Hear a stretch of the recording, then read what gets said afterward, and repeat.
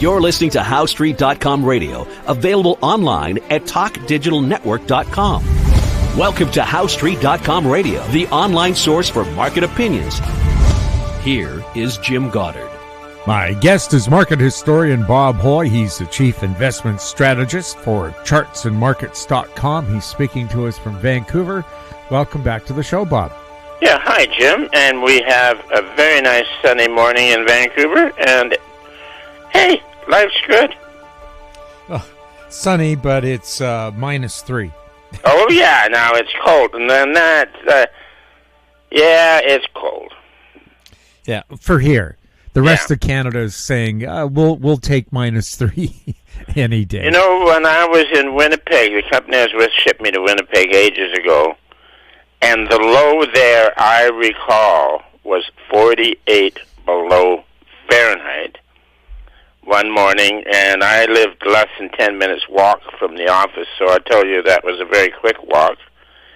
And then later on, I looked up the statistics, and it was actually 49 below. Yeah, plus wind chill on the prairies. That was no wind chill. That was the temperature. That's what I mean, is back then people didn't add wind chill. Oh, the wind chill thing is for weather guys on radio stations to get excited about. It's a lot of nonsense. Well, it's just a reminder to go along with the Swedish saying, no such thing as bad weather, just poor clothing choices. I'd never heard that one before. Oh, yeah. That's a good one. Yeah. We'll take a look at some of the headlines that caught your eye today. Yeah. The first one, Musk's wrecking ball pierces government's inner sanctum. What's the background there, Bob? Oh, yeah. Well, Trump is heading up a massive reform of excessive and authoritarian government. And this is like the early, in the full 1500s was what I call a tyrannical century. Endless wars, endless inflation, endless taxation, endless intrusion. And then eventually you get to the point where the public have had enough and they begin to reform it. And this is what we've had now. It began in the early 1900s, and the previous one that ran through the 1500s. The reform part is best reviewed in England, and it was wonderful to read about it. And the reform movement in England was capped in 1688 with what they called the Glorious Revolution. And quite simply what it was is the King, James, was authoritarian, and he wasn't getting his way, so he threatened about bringing over French troops into England. That was a big no-no. And the groundswell of opinion against him, from little people to the bigger people, he got the right reading on it. He took the reading and said, I'm out of here. So he went, as I've written it up, he sought solace in authoritarian France. So that's the Glorious Revolution. I think we're kind of working towards one. We certainly need another glorious. Well, didn't the Calvinists ban Christmas? You weren't allowed to give gifts or celebrate for 200 years? Oh, I don't have the details on. Yeah, not so much fun for the regular guy, because Christmas was so much fun. The 12 days of Christmas were real. Yeah. Oh, well, everybody had their own mission, and there are all kinds of little sects that became quite dedicated to what they were doing. So, yeah. Anyhow, I think we definitely need another glorious, and it looks like we're into one. So, yeah. Goolsbee says Trump policies could slow Fed rate cuts. Yeah, this is an important thing, is the rate cuts. That headline implies that a Fed cut is good. And what we've pointed out is that short-dated interest rates, such as T-bills, go up in the boom, and the Fed follows with increases in its administered rates. And then in the bust, short T-bill rates go down, and the Fed follows with rate cuts. And there's an intuition going on out there that somehow has this ardently believed idea that falling interest rates are good. No, we got a chart on the S&P versus the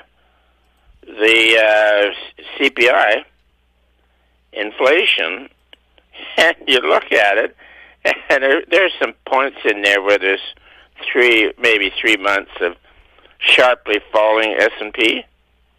Guess what? Sharply falling T-bill rate. So the idea that short rates are going to be wonderful is one of the greatest errors in our business. Well, I appreciate as a regular consumer that my savings account actually pays decent interest. Mm-hmm. And when the rates come down, that goes away again. Not that the regular Canadian banks have been paying you what they should. Mm-hmm. They're making record profits, but the difference between, say, a Royal Bank savings account and an equity bank savings account is tremendous. Yeah, but with the Royal Bank, you got a huge bank with a well, the Canadian banks, when they're formed in sort of 1816 and 1818 in there, were very much administered by London, and the directors, I think they had a liability of twice the equity they had in the bank. So everybody was very prudent banking then. So, and then quite lately in the boom, I think we're going to find there's been a whole lot of reckless banking out there. And there's like they say that when the tide goes out, you find some awful things in the harbor floor. And also, the tide's going to go out for central banking as well, and those guys are absolutely insane. They've got these theories that they can prevent a recession, and the big guys in New York in the 1900s, say for example, were all knew that a credit crisis would be followed by a recession. So then they came up with the Federal Reserve as the lender of last resort, and recessions would be prevented. There's been 18 cyclical recessions since the Fed opened its doors for business. I think it was the end of December, it was 1913, or you could say January 1914.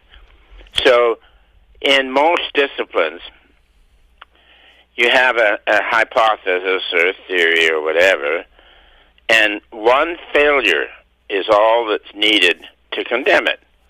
And here we are with the Federal Reserve System preventing recessions. And there's been 18 failures, and yet the whole administrative community at this moment is really believing that a Fed cut will be helpful. Not a chance. It's the worst thing that can happen. Headline, climate change could erase $1.4 trillion in real estate value. I guess that's when your waterfront property becomes part of the water? I think so. Yeah, it was pretty fanciful headline. That's why I put it in there. People inventing hysterical conclusions on climate change, for God's sakes. Anyways. What about the LA fires? Yeah, you have these, what are they called when the wind comes up? Oh, Santa Ana. Yeah, now that desert inland, and you get air coming down and it goes squeezing through the mountain passes, gets even hotter, and then if there's anything that's going to get caught in fire, it'll get caught in fire. So you're dealing now, those Santa Ana winds, you can certainly say they've been happening since the end of the last ice age 10,000 years ago. What I wonder about is why the fire codes in California, where they have these wildfires, why isn't a water tower part of your property? Your house is worth $5 million. What's another 10 grand to put a 1,000-gallon water tank in a tower so it can feed water by gravity to keep your house safe from fire? I don't hear any discussion about that at all. No, and also they haven't built a new reservoir higher up in 40 years.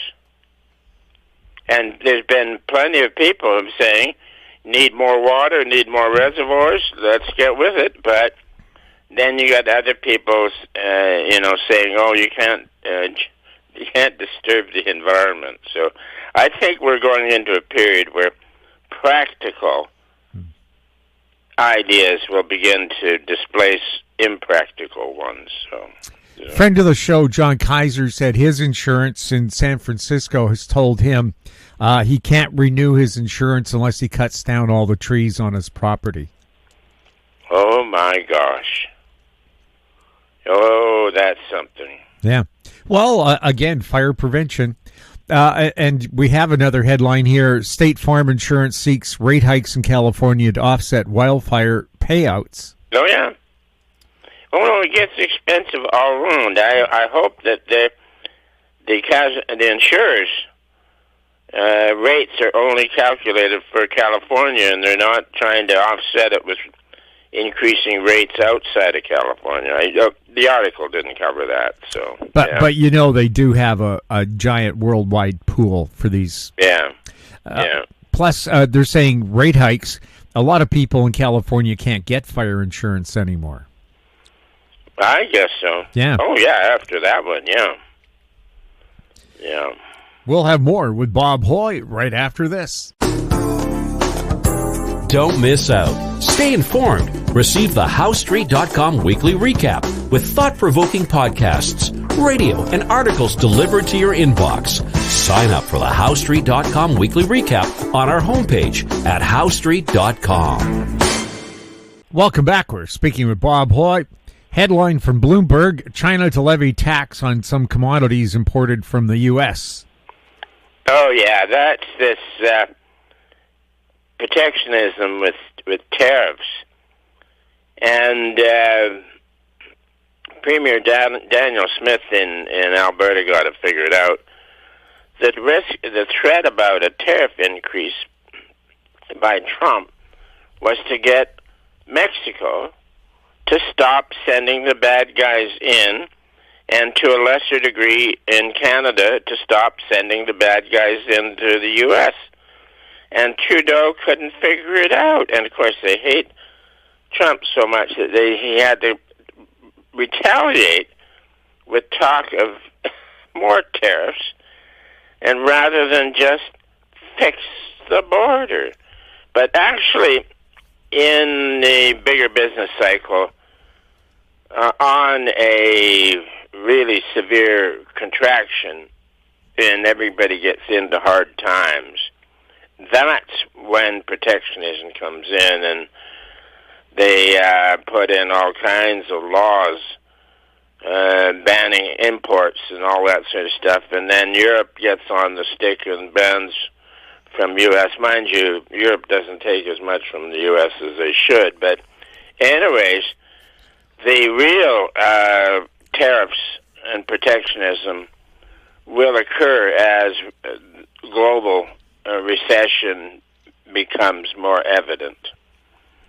Friend of the show, Bob Campbell, in his interview for This Week in Money, which you'll get to hear on Saturday, he says the U.S. government job cuts underway under Elon Musk could boost their unemployment to 10%. And then if the U.S. imposes tariffs on Mexico and Canada, its two biggest trading partners, that could boost unemployment by another 10%. A 20% unemployment rate is imposing tariffs and cutting government jobs worth a 20% unemployment rate. Well, that's an interesting question, but I would just point out that if we go into great financial bubbles have always been followed by great depressions. And we go into another Great Depression, the tariffs and protectionism will be incredible. The hard times, exceptional unemployment numbers like you won't believe. So, that's ahead. And again, I'm going to repeat it, that every great bubble was followed by a Great Depression, and the first great bubble occurred in 1720 with the South Sea bubble, and every one of them. So, tariffs, protectionism, and high unemployment are ahead anyways, no matter what any government may do. Well, governments have 100% control over tariffs. Yeah. So would tariffs in hard financial times be a good idea? No. Yeah. Because what I'm trying to get across is that they turned to tariffs and protectionism in a Great Depression, which makes it all worse. Headline from Yahoo: U.S. manufacturing activity expands for the first time since 2022. Yeah. They had a pop in business activity, so, which I guess for the street is pretty good stuff. So, but it was just a headline to put in. So, yeah. Well, and I'm wondering too if Mexico and Canada have to put in retaliatory tariffs and encourage the consumption of domestic products instead of U.S. ones, wouldn't U.S. manufacturing drop if they can't export? Yeah, well, both countries did threaten. Premier Smith in Alberta is the only one who understands it. And it was to clean up the bad guys from crossing the borders. And it wasn't meant to be imposed. It was to force the action. So, anyways, with a recession, you're going to get unemployment in every country. And with that, they'll come in with protectionism. It's going to happen anyways. It'll be fascinating to watch it. So protectionism, lowering interest rates, a false protection? No, lowering interest rates is not protectionism. Lowering interest rates is what happens following a boom. It's the market forces. From Bloomberg, coffee set for longest gaining streak in 45 years. Oh, yeah. I like a sensational headline like that. And I don't drink any coffee at all, so it doesn't bother me. And but it's just a spectacular headline. I loved it, so, yeah. Yeah, I stopped drinking coffee before Thanksgiving last year, so I've become a tea guy. Well, with me, I just couldn't stand the taste of it. It tastes very bitter. So I've never, ever consumed coffee. Although I did have an Irish coffee the other night after a walk on the Vancouver seawall near Science World, because I was a little cold. Tell me what is in an Irish coffee. Well, you put coffee in there and then as much Jameson's as you can afford. That's what you put in. Yeah, Jameson's is their leading brand of Irish whiskey. That's right, yeah. Oh, it's a fine whiskey. Whipped cream at the new Riviere restaurant there at Stamps Landing. Mm-hmm. A friend was having a soft opening, so dropped by to see how things were going there. They'll have a magnificent patio for summertime, a great view of False Creek and downtown Vancouver. Nice. Yeah, how nice. Yeah. Bob, always nice to chat with you and stay warm. Vancouver's going to be in its version of a deep freeze for at least another week. Yeah, I was going to look that up. You saved me looking it up. But hey, what I want to do is maybe I should look up find a chart on the temperatures this year and see how it compares to the average of over all the years. And I think it's down sharply from their average. But I'll take a look and see if I can find it. So. Yeah. Well, this time of year in Vancouver, we're usually 7 degrees or 45 Fahrenheit for a high. Yeah. And I think today it's 0. Yeah. Celsius. Oh, yeah. No, I think my Decla here a little while ago was showing -3. So that's Celsius degrees, Right. Anyway, stay warm, Bob. We will, Jim. And fun to have our show today. My guest has been market historian Bob Hoye. He's the chief investment strategist for chartsandmarkets.com. If you have any questions for Bob, you can send them to info@housestreet.com. Our YouTube channel is Talk Digital Network. Find us on X @HouseStreet. We're also on Facebook. I'm Jim Goddard. Thank you for listening. Comments made on HouseStreet.com radio are an expression of opinion only and should not be construed in any matter whatsoever as recommendations to buy or sell any financial instrument at any time. Available online at TalkDigitalNetwork.com. HouseStreet.com radio is a production of House Street Media Incorporated.